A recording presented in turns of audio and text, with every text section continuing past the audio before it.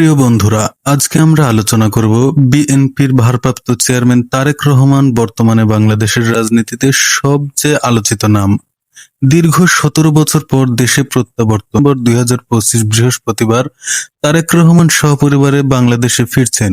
যুক্তরাষ্ট্রের স্থানীয় সময় বুধবার মধ্যরাতে তিনি লন্ডনের হিথ্রো বিমানবন্দর থেকে বিমান বাংলাদেশ এয়ারলাইন্সের একটি নিয়মিত ফ্লাইটে ঢাকার উদ্দেশ্যে রওনা হওয়ার কথা রয়েছে। যাত্রাপথ ও সময়সূচি। সিলেট যাত্রাবিরতি। ঢাকায় আসার আগে তাকে বহনকারী বিমানটি সিলেটের ওসমানী আন্তর্জাতিক বিমানবন্দরে 1 ঘন্টার একটি সংক্ষিপ্ত যাত্রাবিরতি করবে এবং তার ঢাকায় অবতরণের ব্যাপারে সবকিছু ঠিকঠাক থাকলে আগামীকাল বেলা 11:45 তিনি হজরত শাহজালাল আন্তর্জাতিক বিমানবন্দরে অবতরণ করবেন। বিমানবন্দর থেকে তিনি বের হয়ে সরাসরি 300 ফিট জুলাই 36 এক্সপ্রেসওয়ে এলাকায় দলের পক্ষ থেকে আয়োজিত একটি সংক্ষিপ্ত গণ অভ্যর্থনা মঞ্চে উপস্থিত হবেন এবং দেশবাসীর উদ্দেশ্যে বক্তব্য দেবেন। এবং তার প্রধান কর্মসূচি হবে মায়ের সাথে সাক্ষাৎ করা। দেশে ফেরার পর প্রধান অগ্রাধিকার হলো এভারকেয়ার হাসপাতালে চিকিৎসাধীন তার অসুস্থ মা বিএনপি চেয়ারপারসন বেগম খালেদা জিয়াকে দেখতে যাওয়া। শহীদ জিয়ার মাজার জিয়ারত। শুক্রবার বাদ জুমা তিনি শহীদ রাষ্ট্রপতি জিয়াউর রহমানের মাজার জিয়ারত করবেন এবং সাভার জাতীয় স্মৃতিসৌধে শ্রদ্ধা জানাবেন। পঙ্গু হাসপাতাল পরিদর্শন। শনিবার তিনি জুলাই গণঅভ্যুত্থানে আহতদের দেখতে পঙ্গু হাসপাতালে যাবেন বলে জানা গেছে। তিনি আপাতত গুলশান অ্যাভিনিউয়ের 196 নম্বর বাসায় অবস্থান করবেন। তার আগমন উপলক্ষে ঢাকা ও সারা দেশে বিএনপি নেতাকর্মীদের মধ্যে ব্যাপক উৎসাহ উদ্দীপনা দেখা যাচ্ছে। সরকার এবং দলের পক্ষ থেকে তার নিরাপত্তার জন্য বিশেষ ব্যবস্থা নেওয়া হয়েছে। তারেক রহমানের নিরাপত্তার জন্য বিএনপি ইতিমধ্যে বিশেষ সুবিধা সম্পন্ন ও নিরাপদ গাড়ির ব্যবস্থা করেছে। গাড়ির মডেল তার ব্যবহারের জন্য জাপান থেকে আমদানিকৃত Toyota land cruiser Prado LC 250 মডেলের একটি সাদা রঙের জিপ কেনা হয়েছে। বুলেট প্রুফ সুবিধা। দলীয় সূত্রে জানা গেছে এটি একটি বিশেষ সুবিধা সম্পন্ন হার্ড জিপ। স্বরাষ্ট্র মন্ত্রণালয় আগেই তাকে এবং বেগম খালেদা জিয়াকে 2টি বুলেট প্রুফ গাড়ি কেনার অনুমতি দিয়েছিল। এই গাড়িটি সরাসরি বিএনপির নামে নিবন্ধিত হয়েছে। নিরাপত্তা দল। সরকারি নিরাপত্তা পাশাপাশি বিএনপির নিজস্ব নিরাপত্তা বাহিনী সিএসএফ তার সার্বক্ষণিক সুরক্ষায় নিয়োজিত থাকবে। আইন শৃঙ্খলা রক্ষাকারী বাহিনী পুরো এলাকাকে 3টি স্তরে ভাগ করেছে। রেড জোন সবচেয়ে সংবেদনশীল এলাকা, যেখানে সব প্রবেশের জন্য বিশেষ সিকিউরিটি কার্ড প্রয়োজন হবে। ইয়েলো ও হোয়াইট জোন সাধারণ কর্মী ও সাধারণ জনগণের জন্য নির্ধারিত এলাকা। ড্রোন নিষিদ্ধ। নিরাপত্তার স্বার্থে হজরত শাহজালাল বিমানবন্দর থেকে শুরু করে 300 ফিট এভারকেয়ার হাসপাতাল এবং গুলশান এলাকা পর্যন্ত সব ধরনের ড্রোন উড্ডয়ন নিষিদ্ধ করা হয়েছে। যাতায়াত ও অবস্থান পরিকল্পনা। বিমানবন্দর থেকে 300 ফিট। বিমানবন্দর থেকে নামার পর তিনি সরাসরি পূর্বাঞ্চলের 300 ফিট জুলাই 36 এক্সপ্রেসওয়ে এলাকায় যাবেন। সেখানে একটি বিশাল গণ অভ্যর্থনা মঞ্চে তিনি দেশবাসীর উদ্দেশ্যে বক্তব্য দেবেন। হাসপাতাল পরিদর্শন শেষে জনসভা শেষে তিনি সরাসরি এভারকেয়ার হাসপাতালে যাবেন তার অসুস্থ মা বেগম জিয়াকে দেখতে। তিনি আপাতত গুলশান অ্যাভিনিউয়ের 196 নম্বর বাড়িতে থাকবেন, যা খালেদা জিয়ার বর্তমান বাসভবন ফিরোজার ঠিক পাশেই অবস্থিত।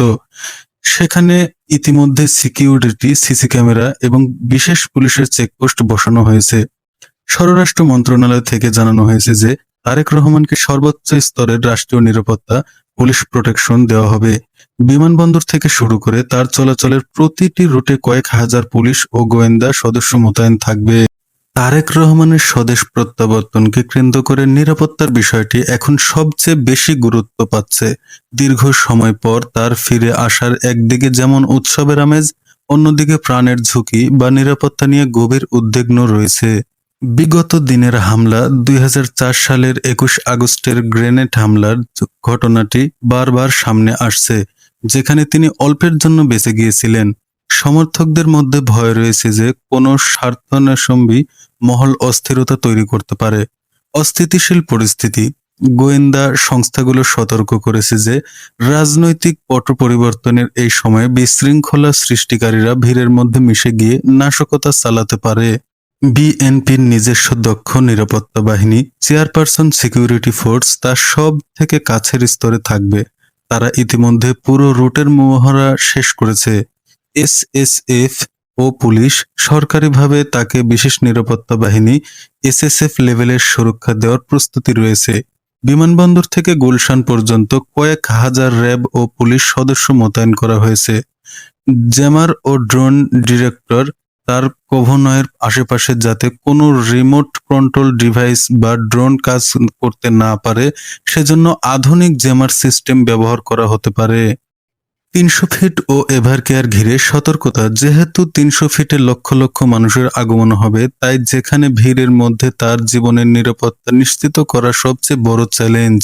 মঞ্চের চারপাশে বিশিষ্ট বেষ্টনী দেওয়া হয়েছে। সাধারণ নেতাকর্মীদের জন্য মেটাল ডিটেক্টরের মাধ্যমে তল্লাশি চালানো হচ্ছে। প্রশ্ন হলো, কেন ঝুঁকি নেওয়া হচ্ছে? তারেক রহমান নিজেই একটি বক্তব্যে বলেছিলেন যে দেশের মানুষের জন্য ঝুঁকি নিতেই হয়। দলের পক্ষ থেকে বলা হচ্ছে, রাজনীতিতে ঝুঁকি অবিচ্ছেদ্য অংশ এবং জনগণের ওপর আস্থা রেখেই তিনি ফিরছেন। গত ৫ আগস্টের পর থেকে ভারত বাংলাদেশ তাদের দীর্ঘদিনের বন্ধু আওয়ামী লীগের পতন দেখেছে। এখন তারেক রহমানের প্রত্যাবর্তন এবং বিএনপির ক্ষমতায় আসার প্রবল সম্ভাবনার মুখে ভারত অনেকটা ধীরে চলো নীতি অবলম্বন করছেন। তারা পরিস্থিতি পর্যবেক্ষণ করছে যে তারেক রহমান এবং বিএনপি ভারতের নিরাপত্তা উদ্বিগ্ন বিষয়ে কতটা ইতিবাচক হবে। নিরাপত্তা নিয়ে ভারতের মূল উদ্বেগ। ভারতের জন্য সবচেয়ে বড় চিন্তার বিষয় হলো তাদের উত্তর পূর্বাঞ্চলীয় 7 সিস্টার রাজ্যগুলোর নিরাপত্তা। অতীতে বিএনপি সময়ে ভারতের বিচ্ছিন্নবাদী গোষ্ঠীগুলো বাংলাদেশে আশ্রয় পেয়েছিল বলে ভারত দাবি করে থাকে। ভারতের বর্তমান চাল হলো তারেক রহমান বা বিএনপির যদি ক্ষমতায় আসে তবে তারা যেন ভারতের নিরাপত্তা এবং কানেক্টিভিটি, ট্রানজিট ও করিডোর সুবিধাগুলো বজায় রাখে, সেই ব্যাপারে আগাম একটি সমঝোতা বা বার্তা পাওয়ার চেষ্টা করা। সাম্প্রতিক সময়ে ভারতের বিভিন্ন গণমাধ্যমে তারেক রহমান সম্পর্কে সুর কিছুটা নরম লক্ষ্য করা যাচ্ছে। আন্তর্জাতিক থিঙ্ক ট্যাঙ্কস গুলোর মতে ভারত এখন বুঝতে পারছে যে বাংলাদেশ বিএনপির সাথে দূরত্ব বজায় রাখলে চীনের প্রভাব আরো বাড়তে পারে। তাই তারা এখন তারেক রহমানের সাথে একটি কার্যকরী সম্পর্ক, ওয়ার্কিং রিলেশনশিপ গড়ে তোলার চেষ্টা করছে। ভারতের জন্য এখন একটি বড় চ্যালেঞ্জ হলো তারেক রহমানের আগমনে যদি বাংলাদেশের ইসলামপন্থী দলগুলোর যেমন জামায়াত প্রভাব খুব বেশি বেড়ে যায়, তবে সেটা ভারতের জন্য বড় উদ্বিগ্নর কারণ হবে। ভারতের কৌশল হলো বাংলাদেশে একটি মধ্যপন্থী সরকার নিশ্চিত করা, যা ভারতের বিরুদ্ধে যাবে না। তারেক রহমানের ফেরাকে ভারত কিভাবে দেখছে? গত এক দশকের বেশি সময় দিল্লির সাথে বিএনপির দূরত্ব থাকলেও এখন চিত্র বদলাতে শুরু করেছে। ভারত এখন চাইছে তারেক রহমানের সাথে একটি নতুন সম্পর্ক সেতুবন্ধন করতে। তবে শর্ত একটাই, ভারতের উত্তর পূর্বাঞ্চলের নিরাপত্তা। এই ইস্যুতে তারেক রহমানের অবস্থান ঠিক করে দেবে আগামী দিনের ভারত বাংলাদেশ সম্পর্কের গতিপথ। ভারতের প্রভাবশালী গণমাধ্যম এবং থিঙ্ক ট্যাঙ্ক গুলো তারেক রহমানের এই প্রত্যাবর্তনকে অন্তত গুরুত্বের সাথে বিশ্লেষণ করছে। গত কয়েকদিনের রিপোর্টগুলো সারসংক্ষেপ করতে ভারতের 3টি প্রধান চাল। ভারতের আনন্দবাজার পত্রিকা এবং ইকোনমিক টাইটেন্স সাম্প্রতিক বিশ্লেষণ অনুযায়ী দিল্লি এখন বুঝতে পারছে যে বাংলাদেশে আগামী দিনের ক্ষমতায় কেন্দ্রবিন্দু হতে যাচ্ছেন তারেক রহমান। তাই তারা আর আগের মতো তাকে বিচ্ছিন্ন রাখতে চাইছেন না। দিল্লির কৌশল হলো তারেক রহমানের সাথে একটি সরাসরি যোগাযোগের চ্যানেল তৈরি করা, যাতে ভবিষ্যতে কোনো ভুল বোঝাবুঝি না হয় বাংলাদেশের সাথে।